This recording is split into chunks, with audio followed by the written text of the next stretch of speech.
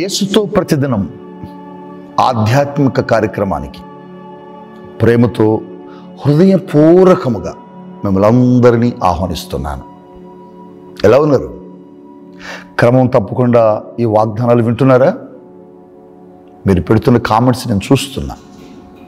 నేను కొద్దిమందికి రిప్లై చేస్తున్నా.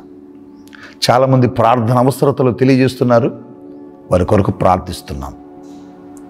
మీరు పొందుకున్న మెయిలులు మాకు మెయిల్స్లో కానీ, వాట్సాప్లో కానీ, ఈ యూట్యూబ్లో కానీ, ఫేస్బుక్లో కానీ మీరు కామెంట్ బాక్స్లో తెలియచేస్తే మేము సంతోషిస్తాం. మీ ప్రార్థన అవసరత లేదని ఉన్నా తెలియచేయండి. మా ప్రేయర్ టవర్ని ఒక్కసారి దర్శించండి. మీ కొరకు ప్రార్థిస్తున్నాం. ఖచ్చితంగా మీరిచ్చే ప్రతి ప్రార్థన, ఆ రిక్వెస్ట్ని మేము ధ్యానించి చదివి ప్రభు సన్నిధికి తీసుకువెళ్ళి ప్రార్థన చేస్తున్నాం. దేవుడు మాకు ఇచ్చినటువంటి గొప్ప ప్రత్యక్షత, దర్శనం ఈ దినాల్లో ఏంటంటే, మీరిచ్చిన సమస్యలని ప్రభు పాదాల దగ్గరకు తీసుకుని వెళ్ళి, ప్రభు గదిలోనికి తీసుకుని వెళ్ళి, సమస్యను తీసుకుని వెళ్ళి పరిష్కారంతో బయటకు రావడం ప్రభు మాకు నేర్పాడు. అందుకొరకే మీకు ప్రార్థిస్తాం. మీ కొరకు దేవుని సన్నిధిలో విజ్ఞాపన చేస్తాం. ఈరోజు మీ కుటుంబ సభ్యులందరూ కలిసి మాటలు వినాలి.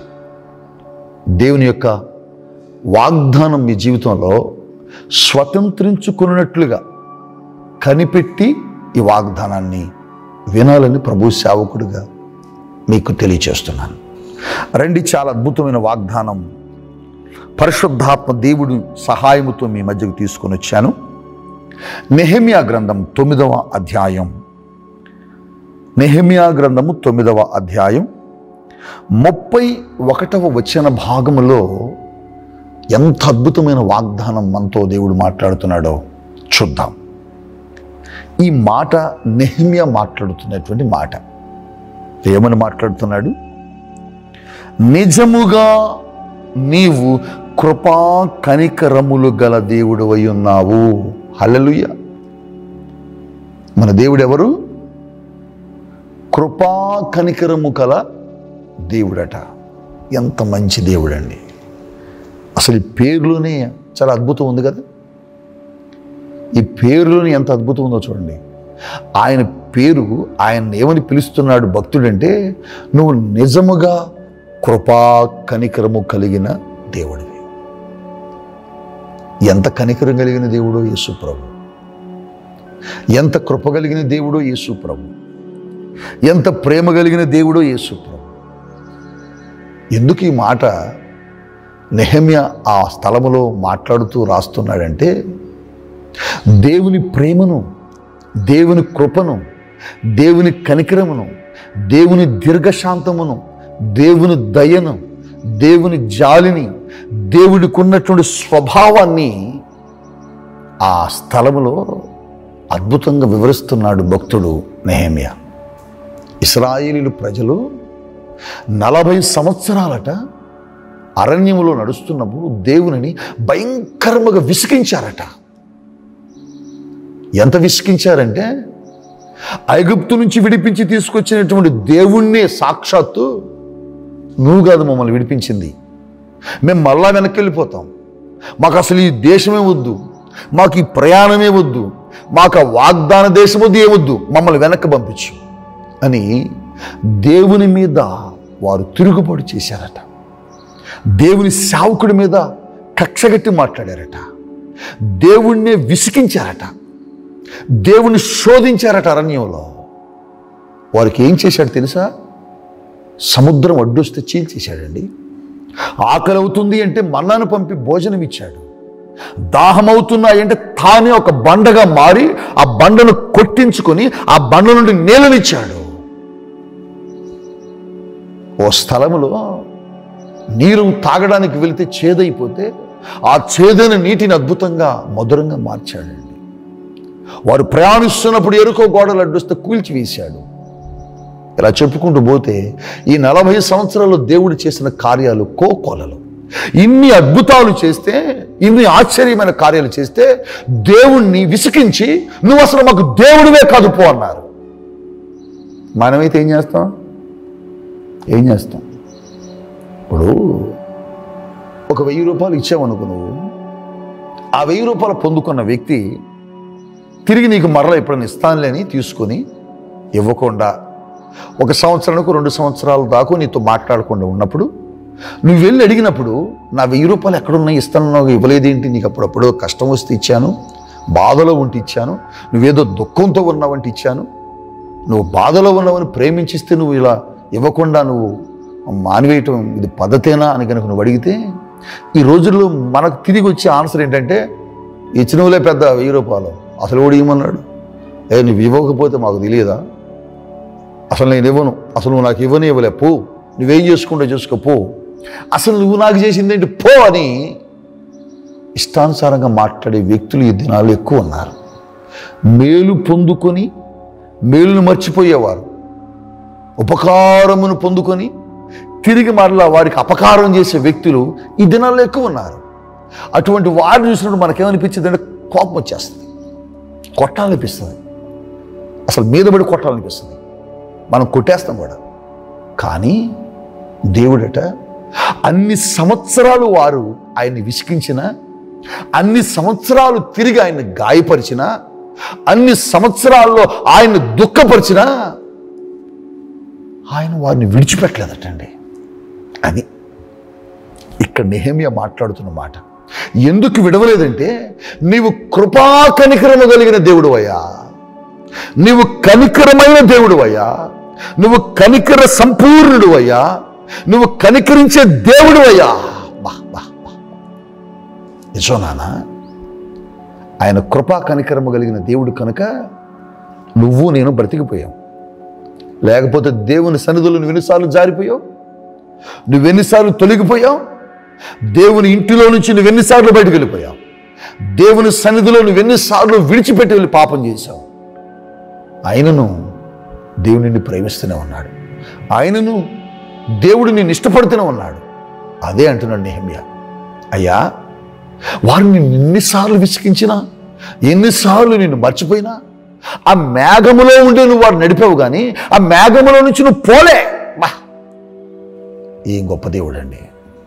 ఇంతకంటే ప్రేమ కలిగిన దేవుడు ప్రపంచంలో ఎక్కడైనా ఉన్నాడా? ఇంతకంటే ప్రేమ మూర్తి ఎక్కడైనా దొరికితే నాకు చూపించండి, నేను యేసు ప్రభువుని విడిచిపెడతా. లేడు, ఆయనే, ఆయనకు మించిన దేవుడు ఈ లోకంలో లేడు. నిజం కదా? ఆ రోజు ఆ కుమారుడు ఆ ఇంట్లో నుంచి, డాడీ నాకు ఆస్తి ఇచ్చేసే అని తీసుకుని వెళ్ళిపోయాడు కదా. వెళ్ళిపోయిన తర్వాత పాడైపోయాడు కదా. పాడైపోయి తిరిగి ఇంటికి వస్తున్నప్పుడు ఆ తండ్రట ఎదురుగా వచ్చి కౌగిలించుకొని ఆ కుమారుని ముద్దు పెట్టుకున్నాడట. బా బా బా బా బా బా. మనమైతే ఏం చేస్తాం? ఆస్తి ఏమైందిరా, తీసుకెళ్ళిన డబ్బులు ఏమైంది, బంగారం ఏమేం చేసావు, అవన్నీ పాడు చేసావా, అయితే ఇంట్లోకి రామక, నువ్వు ఇంటికి రావడానికి వీళ్ళకి పో బయటకు అంటాం. కానీ యేసయ్య అలా అనలా. కానీ యేసయ్య అలా అని దేవుడు కానే కాదు. ఆయన ప్రేమ వేరు, ఆయన స్వభావం వేరు, ఆయన ఆలోచన వేరు, ఆయన మన పట్ల కలిగి ఉన్న తలంపులు వేరు. అందుకోసమే ఆయన కనికర సంపూర్ణుడు కనుక, ఆయన కనికర పూర్ణుడు కనుక, ఆయన ప్రేమ కలిగిన దేవుడు కనుక ఈరోజు నీతో ఆయన మాట్లాడుతున్నాడు. ప్రియ దేవుని బిడ్డ, నువ్వు లోకంలో పడిపోయావు, శాపాన్ని అనుభవిస్తున్నావు, లోక సంబంధమైన జీవితాన్ని అనుభవిస్తూ దేవునికి దూరమైపోయి ఈరోజు బ్రతుకుతున్నావేమో. తిరిగి రావాలంటే దేవుని సన్నిధిలో నేను సరిపోతానా? తిరిగి దేవుడు నన్ను ప్రేమిస్తాడా? తిరిగి దేవుడు నన్ను చేరుకుంటాడా? తిరిగి దేవుడు తన మందిరములో నన్ను నిలబెడతాడా? తిరిగి దేవుడు నా జీవితంలోకి వస్తాడా? తిరిగి దేవుడు నన్ను తన మహా కృపలో జ్ఞాపకం చేసుకుంటాడా అని నువ్వు ఒకవేళ దూరంగా ఉండి ఆలోచిస్తున్నావేమో. కానీ ఆయన కనికరము కలిగిన దేవుడు, ఆయన ప్రేమ కలిగిన దేవుడు, ఆయన ప్రేమ కొలవలేంది, ఆయన కనికర పూర్ణుడు. బా ఎంత మంచి గొప్ప దేవుడు అండి, కనికర సంపూర్ణుడు. ఈరోజు ఆయన కనికరం నీ దగ్గరకు వస్తుంది, ఆయన ప్రేమ నీ దగ్గరకు వస్తుంది. నువ్వెన్నిసార్లు విడిచినా, నువ్వెన్నిసార్లు మరచినా మర్చిపోయే దేవుడు కాదు. అందుకోసం అన్నాడు ఆయన నిజముగా కనికర పూర్ణుడట. ఈ వాగ్దానం నీ జీవితంలో స్వతంత్రించుకొనుగాక. ఆమేన్, ఆమేన్, ఆమేన్. ఈరోజు ఈ కార్యక్రమాలను వీక్షించిన దేవుని పిల్లలలో చాలామంది మ్యారేజ్ డే చేసుకుంటున్నవారు, బర్త్డేలు చేసుకుంటున్నవారు, అలాగనే రకరకాలైన శుభకార్యాలు జరిగిస్తున్నవారు కుటుంబాల్లో ఉన్నారు. మీ దగ్గరికి మేము రాలేకపోవచ్చు, కానీ మీ కొరకు ప్రార్థిస్తున్నాము. మా నుంచి, మా కుటుంబం నుంచి, పరిచర్య నుంచి మా యొక్క శుభాభివందనాలు మీకు, మీ కుటుంబాలకు తెలియచేస్తున్నాం. రండి, మీ కొరకు ప్రార్థిస్తాను. దయగలిగిన యేసయ్యా నీకు స్తోత్రాలు.